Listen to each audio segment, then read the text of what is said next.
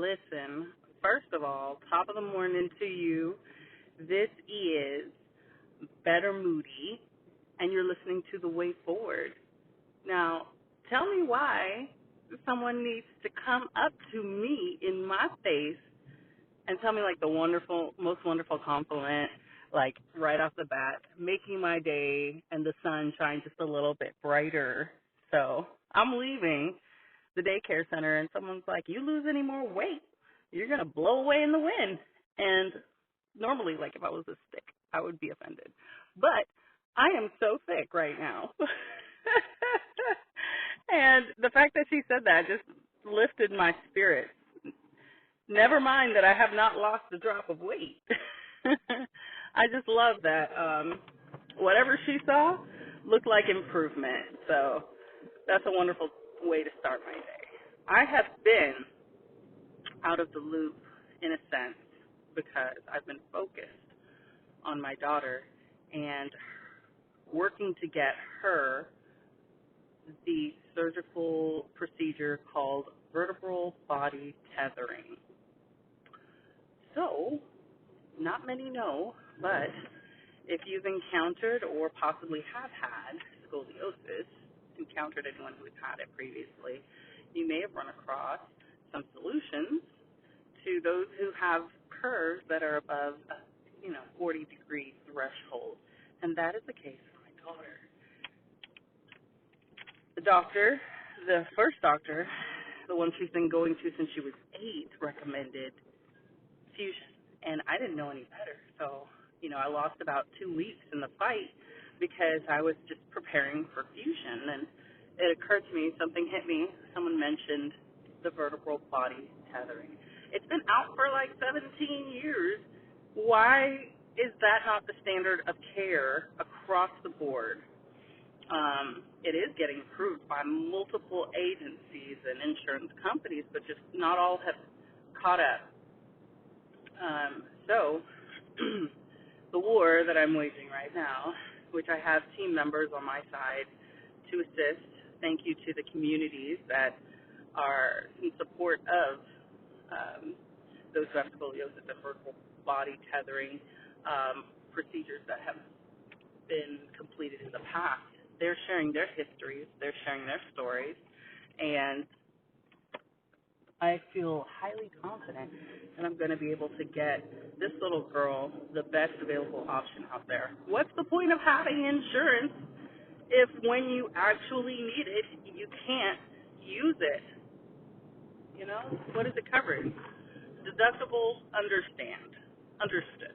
But you're not going to cover the life-saving or life-altering procedure that is 100% necessary. Why do I have insurance? I don't know. Hopefully in the future we can move to, healthcare that is more open and all-encompassing, and also get all these additives and nitrates out of our food because that's what's killing us too. But that's not scoliosis. Who knows what causes idiopathic scoliosis? But this is where we're at. I have been anxious, and I can only do so much at one time. So the house, it's like a nuke went off up in there, and I don't care because my focus is here. And also, I've been neglecting my little moments where I share and meditate or dwell on the things that have happened over the week. I keep telling myself, just hit record, right? But life somehow gets away from us, and that one simple act gets lost in the hype of the day, the ongoing conveyor belt that is life. So as I'm being ushered into the next few weeks, I don't know when I will stop by and hit record.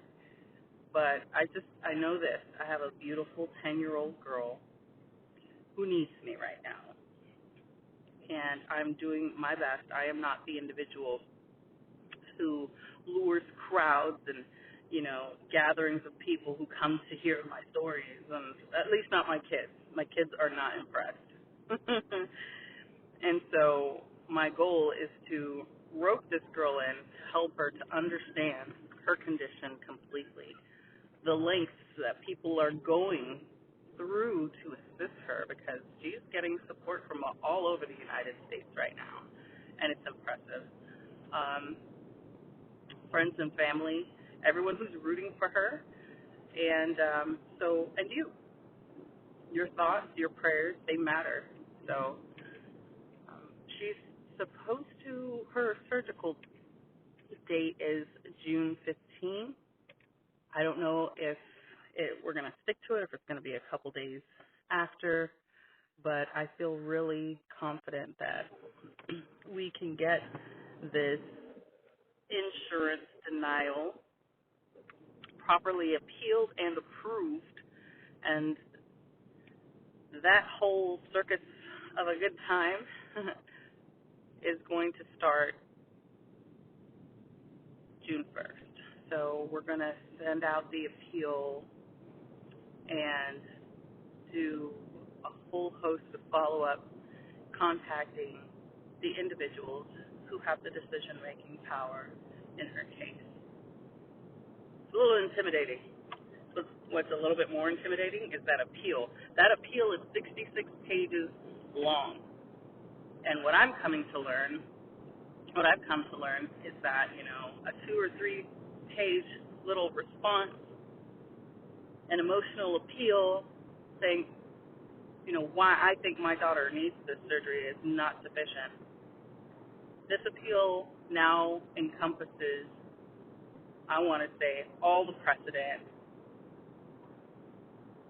that I could possibly get my hands on, all of the historical cases of previously approved vertebral body tethering across the United States, to include, get this, TRICARE denied this procedure. However, in Honolulu, there is a medical facility called the Tripler, and it's a military treatment facility. It's military covered by TRICARE. They performed the procedure there, and that was in I think in the 2021, I want to say. So again, this has been out there. It's not new. It's not groundbreaking. It's not experimental. It's not unproven. And these are the reasons why I was getting the pushback. So I'm a little bit nervous because I want her to get this procedure, and I want her to be able to have motion in her back as opposed to a fusion where her growth will be stunted. She won't grow anymore, and then additional pressure will be put on the areas that were not fused. It's really taxing on a little girl, a young person who has barely started living. You want them to have the brightest future possible. If it's your kid, if it's any child, really, that's our charge. That's our duty as parents, is to ensure that we do the best that we can to provide them the best life that we can afford and that we can procure for them, because I know I can't afford it. So my hopes and my prayers are with Savannah and with our team, who are continuing to work to get her surgical procedure approved through insurance. She's an excellent candidate, by the way. I didn't mention that, but the doctor feels 95, believes that she's in. I told him to put a percentage on it. He said, because what does excellent candidate mean? He said 95%. 95% works for me. That's a good outcome. So, meaning that she is that good of a candidate, and he expects an outcome of less than 10 degrees of a curve, which essentially means that, at less than 10 degrees of a curve in your spine, that doesn't qualify as being scoliosis anymore. So, not a cure, but essentially like a makeshift, man-made solution and ultimate cure. Is that guaranteed? No. But when you can get the same outcome or possibly worse with fusion. I mean, you're stuck with that and any degeneration that occurs because of that fused solid. I mean, they put bars in your body. They put titanium in your body, and you know. So again, if that's what you have to get, you reach a certain point to where that's the only option, and then you're like, yeah, that's great. I will take it. Better than being bent over, and suffering from back pain. But as a child, this is an option for her, and I do want her to get it. Okay, that's it. I'm getting off the pew, the throne of the platform, my soapbox. I never understood soapbox. But whatever it is that I'm preaching from the mountain, I'm going to get off of it. I don't know how comfortable my teammates feel about me naming them. That's why I haven't. But there are books out there that are very helpful when it comes to fighting insurance denials.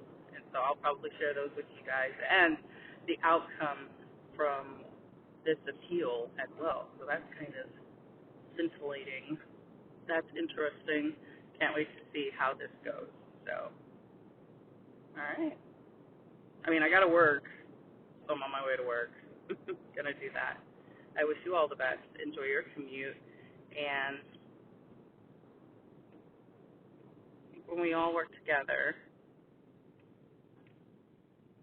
and we are of one mind, that good outcomes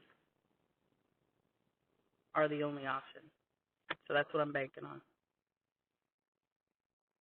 All right. This is Better Moody, and you're listening to The Way Forward. I'm going forward. There's no way to go backwards, and not in my book. All right. I'm out.